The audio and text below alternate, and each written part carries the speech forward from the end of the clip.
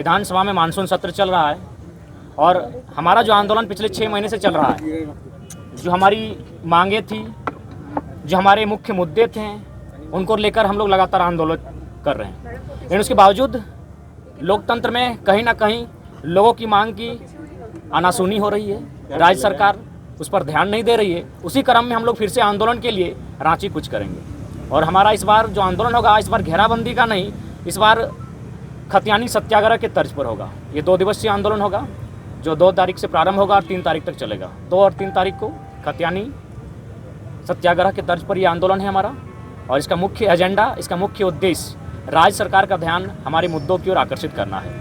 और साथ ही आपके तमाम चैनल के माध्यम से मैं झारखंड राज्य के साथ साथ तमाम देशवासियों को भी अपील करना चाहूँगा, देशवासियों को भी संदेश देना चाहूँगा कि कोई भी राज्य जो बनता है, कहीं ना कहीं उस राज्य का उद्देश्य होता है उस राज्य के लोगों का उन्नत करना, उस राज्य के लोगों का विकास कैसे, उस पर बात करना। और ये हमारा भारतीय संविधान भी कहता है। आर्टिकल 1 स्पष्ट कहता है कि भारत राज्यों का संघ होगा।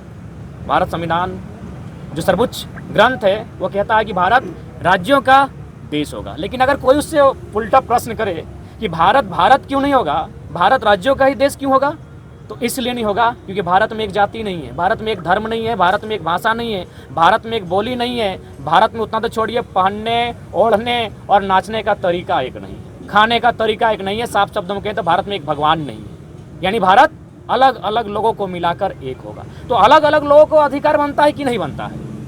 जब भारत में अलग अलग समूह, अलग अलग लोग, अलग अलग राज्य को मिलाकर भारत बनता है तो उन अलग अलग राज्य के लोगों का अधिकार बनता है कि नहीं बनता है? ये हमारा सवाल राज्य की सरकार से है, व्यवस्था से है। क्षमा प्रार्थी, लोकतंत्र के चौथे स्तंभ से क्षमा प्रार्थी।